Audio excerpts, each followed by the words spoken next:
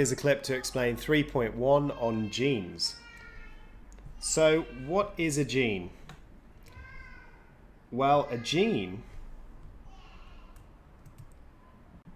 isn't really a physical thing that we can see. If we zoom in on this chromosome, we can see that the chromosome has an X shape, and we see this only when we are copying DNA. If we're copying DNA, then we'll see this because we have packaged the DNA up, and we've also copied it. So these are the same sequence copied and held together. So if we were going to look, we could split it. This is one strand and it's identical to the second strand here, and we call these chromatids. So that's the first thing. When we're looking at this, it's a packaged load of DNA which is millions of base pairs long. It involves millions of nucleotides. And these nucleotides are in the double-stranded double helix. So when we zoom in, this section here, it's double-stranded DNA with base pairing. And so if we look at the level of DNA, we can take sections of it. And if that section can be used to make a polypeptide, or it could be in some cases a complete protein, then that is given the definition of being a gene. Now there are some other things that genes could also make. They could also be making tRNA, which is transfer RNA, which is used in translation, in making proteins. They could also be making RNA, other forms of RNA, which could be in ribosomes. So there are some different definitions of genes, but mainly we use this idea of it being a section of the DNA, this section here, a section that codes. So codes means has the information for, has the information, the genetic code for making a polypeptide or a protein. And so not all of the DNA is a gene. We have regions which are not genes. And so it's just a section. Now a gene is also, because it's a section which codes for a polypeptide, which we get from our parents, we can also call it a heritable, because it's passed on down from the parents to the offspring. It's a heritable factor.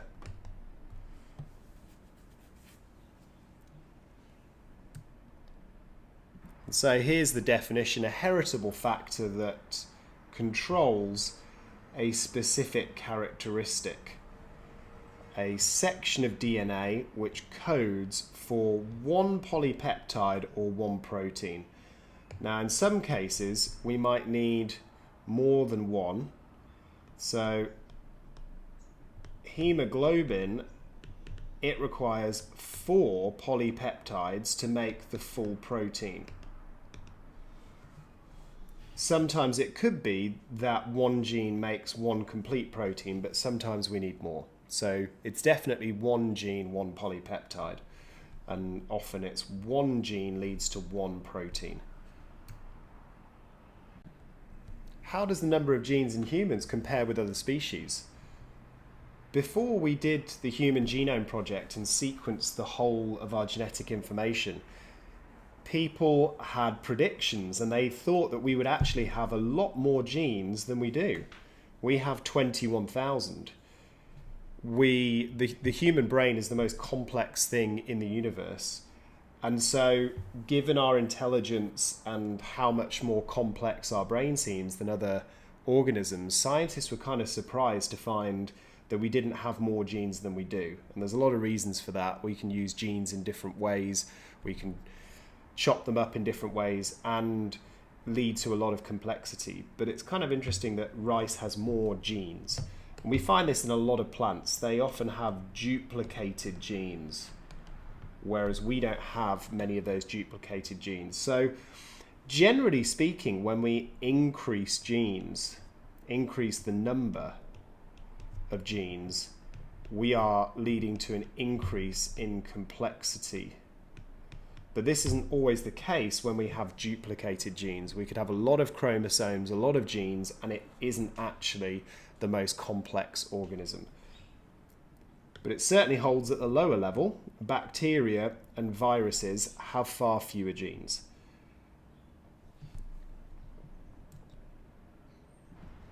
Here's our summary. So bacteria, prokaryotes, they might only have a few thousand genes. An example of yeast, more complicated eukaryote. Yeast is a eukaryote.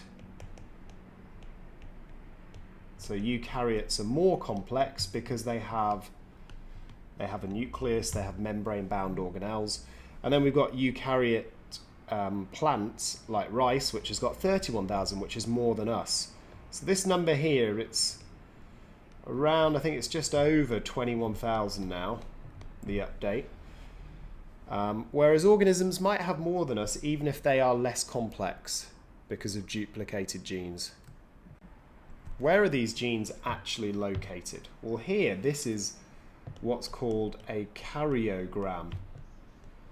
And this karyogram is showing all the chromosomes from a human lined up together. So you'd never see them like this, but what they do is, in the olden days, they used to cut out the pictures, take a photo down a microscope, cut out the pictures and rearrange them. Now it can all be done digitally. And so this is chromosome number 1 for a human, number 2, all the way up to the sex chromosomes, which is pair number 23. These two are the same, so this person is XX, they're a female.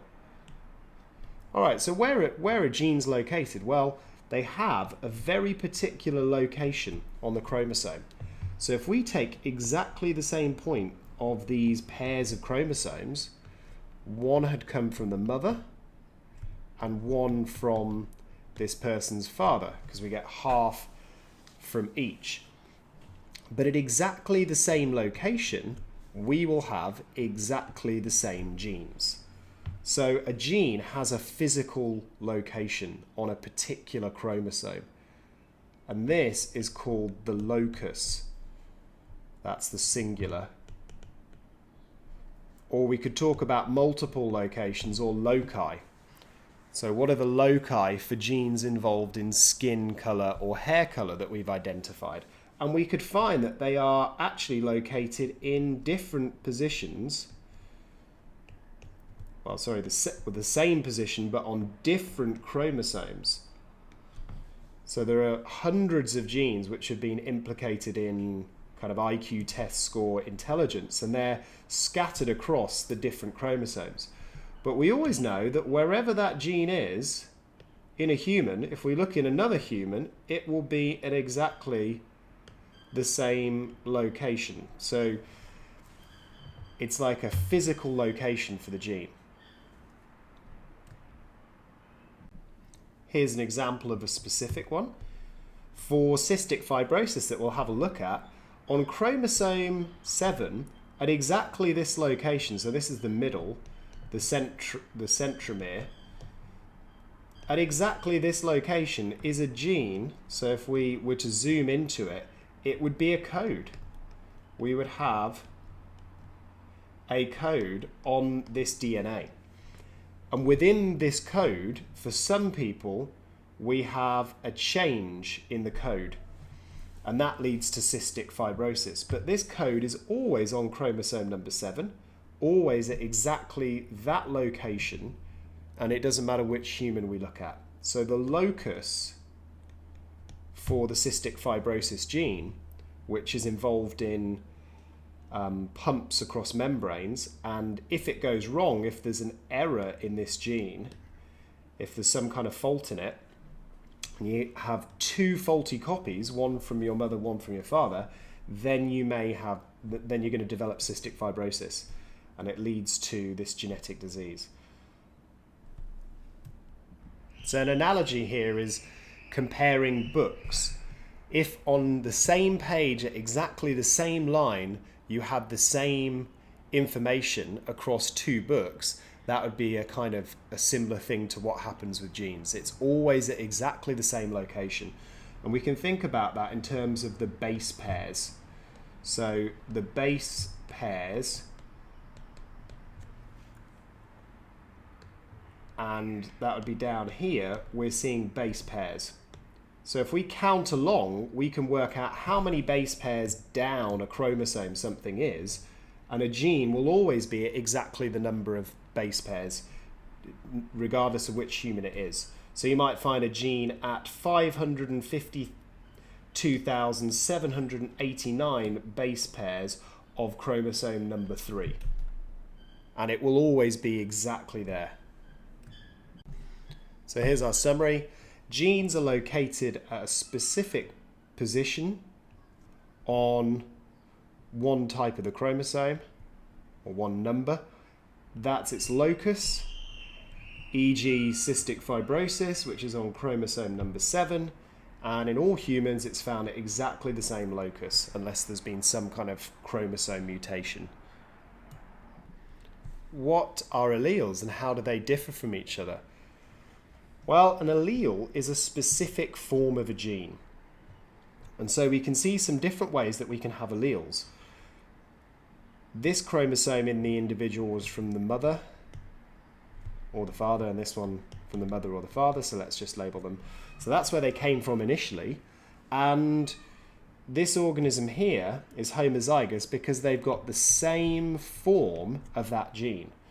So what do we mean by the same form? Well, we mean that if we zoom in and were to read the code, then the code at both of these sections is the same. It's the same code, which is leading to the same specific characteristic. Now on each of these, it's actually double-stranded, so we could go in and fill that in. And what it means is that for both of these, that section here will have the same code. It's duplicated in both places. So this person has the same code, same alleles, the same specific form of a gene. But down here, we see there's a difference. So maybe, if we just take this as being the code there, this could be the code that leads to the big B. And if we then compared it to what was happening over here at the little b, well, maybe it's exactly the same. It's going to be very, very similar, but we have a change. And so let's make a change here. It changes to T and A. And so we're going to get very few base pairs changing between different alleles. But now in this small b, there is a change in the code, and now it's caused a different specific form of that gene. Here's our summary. So alleles are specific forms of gene, and they differ from other alleles usually by one or a few bases only. So we're not talking huge differences here. And it may only change one amino acid, because DNA is the information to make mRNA, which is the information to make a protein. And proteins are made out of amino acids. So in the case of cystic fibrosis, changing only one amino acid in that final protein leads to a faulty protein, and to that protein not working, which could cause a genetic disease. So alleles are going to be found in the same gene locus as the other alleles of the gene. They're going to be in the same location. And another example of that would be the alleles for blood type. So ABO, we have A, B, and O, and they differ in some of the bases there, leading to a different expression. This is about proteins on cells. So it causes different surface proteins to either be created or, in the case of blood type O, not created. What are mutations and how are they related to alleles? Well, a mutation is anything that leads to a change in the genetic code. If this was to change, and instead of having guanine and cytosine, if there was going to be something which led to a change there, and now instead we have thymine and adenine, well, that's a mutation.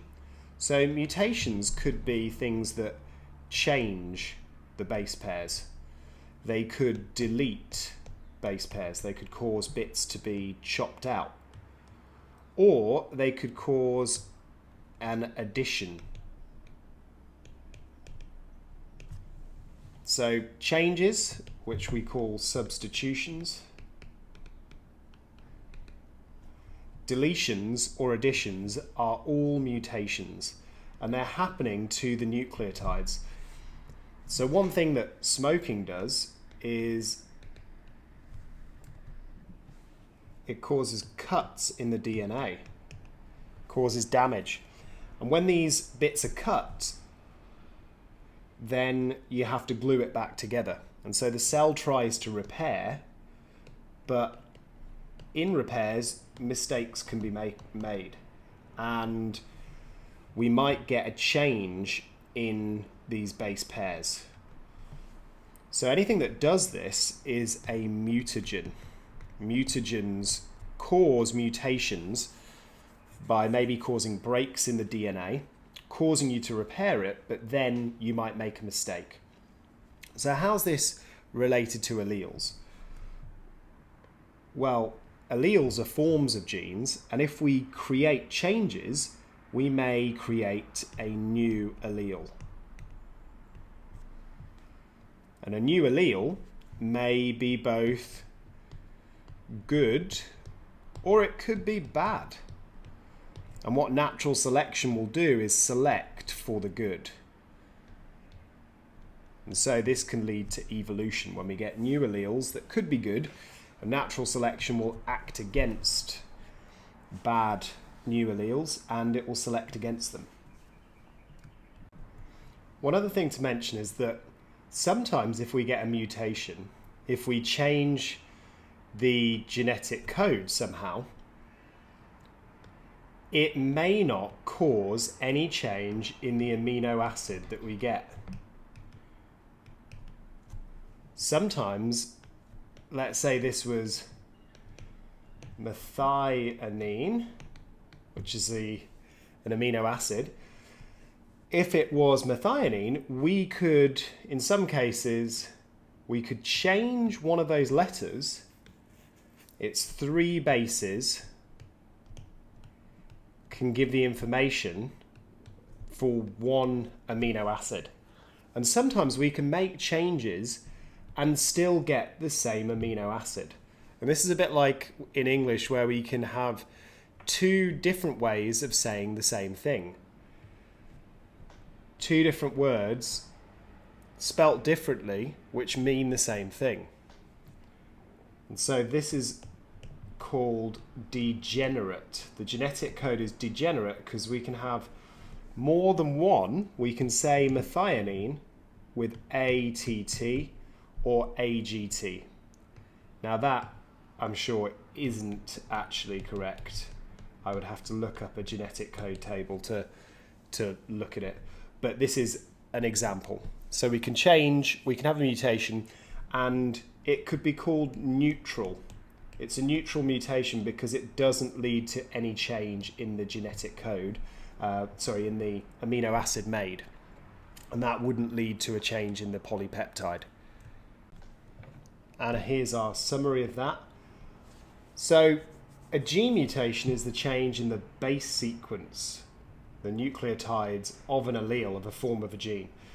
And it could cause us to have a different amino acid sequence in the protein. So things are always working on the level of protein, changing what protein we make. Sometimes the base sequence may not change the protein because it's degenerate in nature. We have two ways of saying the same amino acid. And the expression of the mutated gene, it may or may not be beneficial. And this is where natural selection will act to select for those changes which are beneficial. Things that cause mutation are mutagens, and they include chemicals and radiation. Mutations are random, so they could cause benefits or issues. And we get new alleles formed by gene mutation.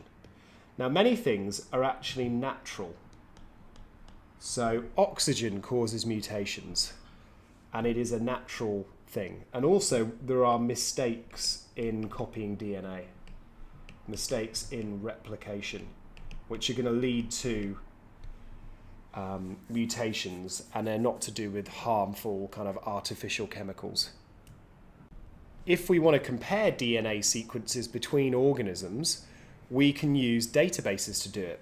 So online are many, many free databases, and this one is called BLAST, and you can line up two different sequences. So here we have the query, something which we're going to compare with a subject.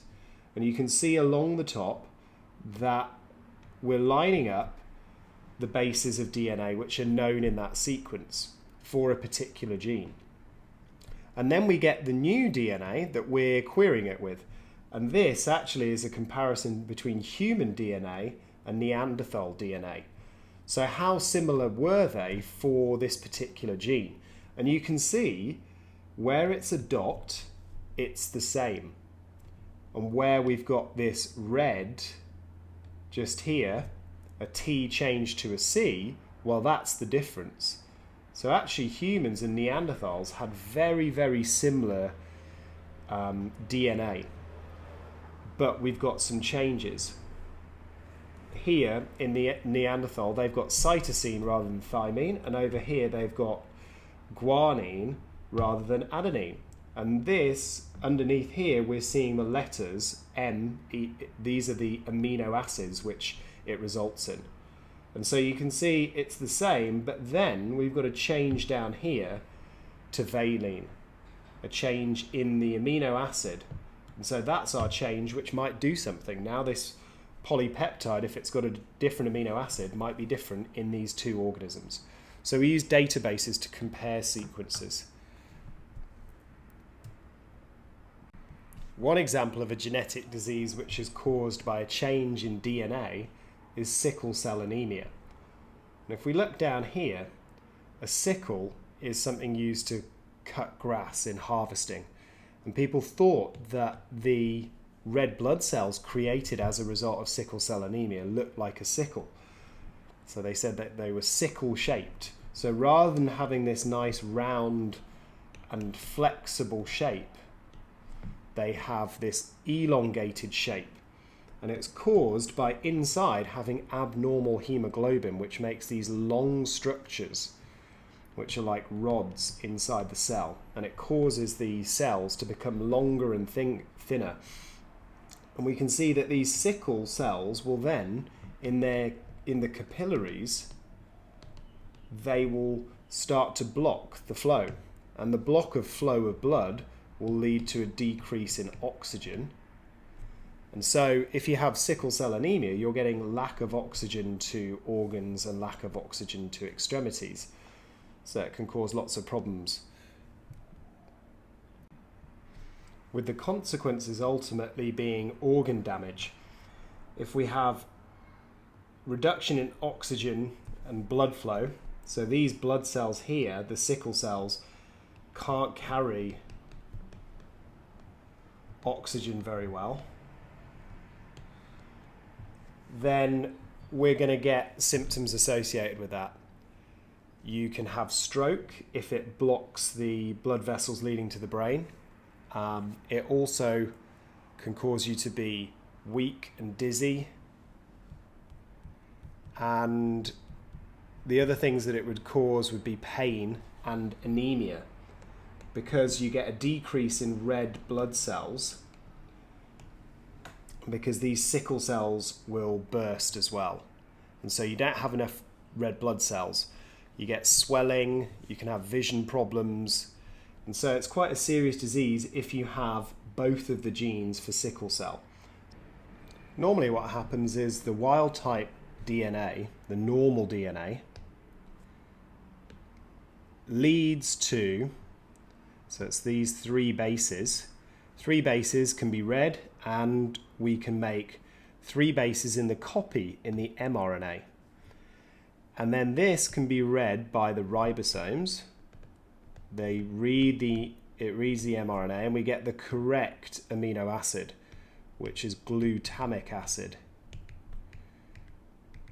And we get the correct normal hemoglobin, and then we get the nice round shape, the biconcave shape of red blood cells. But in this mutation, so if you have sickle cell, it means we can see a change. The thymines change to adenine, and that means that we get a different mRNA, and that one letter change is enough for us to get a different amino acid, which is valine. And this valine then leads to these straight chains which push out the shape of the red blood cell, turning it into the sickle shape.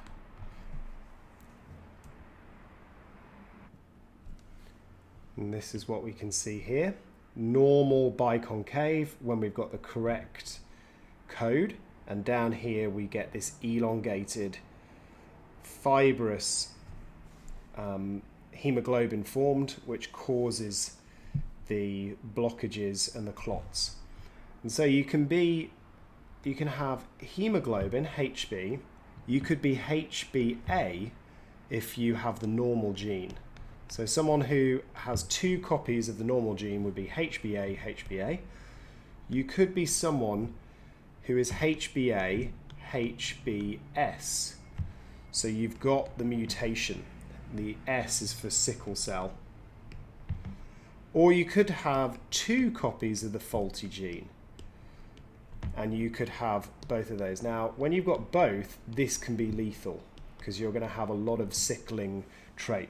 Whereas when you have this trait here, you will have very few symptoms of it. And the interesting thing here is that this is co-dominant because both of these alleles are having an impact. If you have two different alleles, one normal, then you have protection from malaria.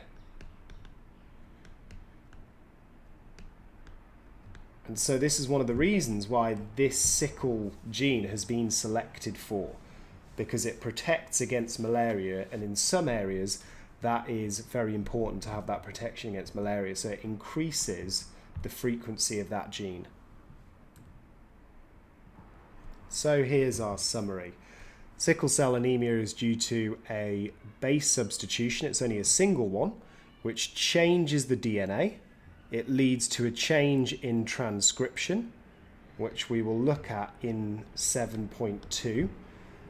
In the formation, a change in the mRNA, which leads to a change in translation, which we will look at in 7.3, that changes the polypeptide chain that we make in the protein. And we get the wrong amino acid in the polypeptide chain. We get valine inserted when it should have been glutamic acid, producing this abnormal hemoglobin, causing the sickle cell shape, and we get this reduced oxygen transport. The sickle cell allele's co-dominant because both the normal and the faulty allele can have an effect. And if you're homozygous, it can be lethal if you've got both copies of the faulty gene. Whereas if you're a heterozygous, hetero meaning different alleles, then you get some sickling trait. You might have some mild symptoms, but you will be resistant to malaria. Okay, this is an easy question. What is the genome? It's all the genetic information, the entire genetic information of an organism, all the genes on all the chromosomes. So for us, it means 23 pairs So that's 46 chromosomes. So it works out as being 3 billion base pairs. Just over 3 billion base pairs. So what's your genome? It's all of the genetic information on all of your chromosomes. Finally, what was the Human Genome Project? It was a project, an international collaboration. So there were many teams working across the globe. And they were trying to sequence everything. Figure out what are the base pairs for all of the different 23 chromosomes. So they figured out what sequence is all that genetic information in, and then they worked out from those sequences, well, which are genes, because genes have particular features. They have a promoter nearby, and then, so we get a promoter, and then we have the genes, so they could figure out where are our genes. And from that, they can work out then, well, what protein might we be making from this? So figure out which proteins are being made. And if we know that, then we can figure out where have we got changes in the genes that lead to a particular type of disease. So this could be used in developing new treatments and comparing humans with other species, like we saw earlier, maybe with Neanderthals, studying our evolutionary relationships, and also in then developing new drugs and new treatments for diseases. And that's it.